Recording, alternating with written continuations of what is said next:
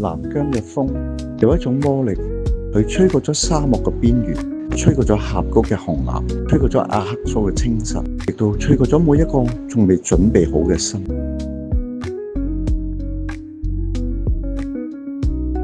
大家好，歡迎各位返嚟適時旅遊頻道。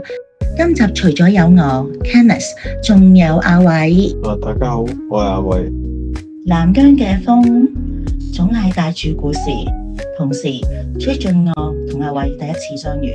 南疆風裏的你，我第一次見到 Kenneth 係喺喀什古城嘅城門前，佢追住稿紙跑得像個迷路嘅小女孩一樣，我忍唔住伸手接住咗張被風捲走嘅紙。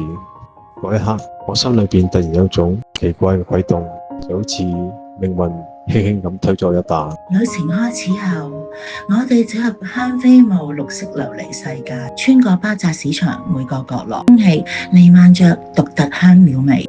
我拍過好多主持人，但只有 Kenneth 會喺我調鏡頭嘅時偷偷咁睇我，然後假裝自己睇緊葡萄架下嘅光影。佢以為我唔知道，但其實我每一次都看見了。去到帕米爾高原，空氣稀薄到好似玻璃，慕士塔格峰靜靜好似見證我同阿偉之間距離越嚟越近。偉問我：你中意旅行，因為想感受全世界唔同地方文化，增廣見聞？我答佢：我更喜歡遇見人。呢句話其實我講俾佢聽。佢回答嘅時候，眼睛裏有光，比塔爾嘅雪山仲要明亮。我就知道我已經開始中意咗佢。暴風雪嚟得好突然，喺白沙湖邊，我俾風爭少少就推跌，係阿偉一手拉住我，將我護喺佢嘅背後，替我擋住風。阿偉同我講，跟貼我喺風裏面，佢嘅聲音好似一股暖流。佢嘅手好凍，但係我握住嘅時候，心卻覺得好溫暖。我只想把他帶到一個沒有風嘅地方，他靠着我休息一下。呢個唔係工作，係心動。我哋去到沙雅湖楊林，金色湖洋就好似一整片燃燒中森林。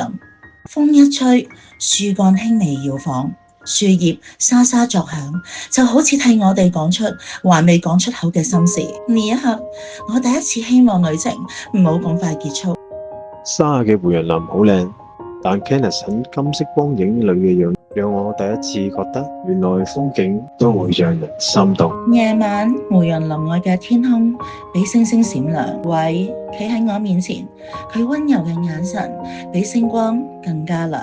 對他說 Kenneth 你願唔願意也遇見我？呢句唔係一句台詞，係我整個旅程裏邊最真心嘅告白。我一邊點住頭一邊笑，因為我知道喺最近南疆裏遇見偉。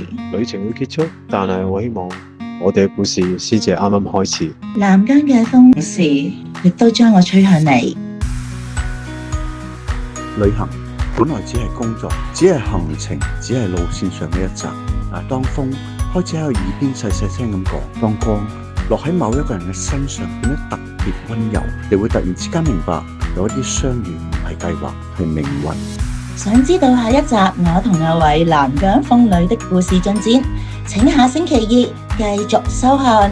最後請大家訂閱、like、share 同 follow 我哋適時旅遊 YouTube 頻道。喂，仲有記得我哋 Facebook、IG 同 Plus 最新動向。下集再見，拜拜。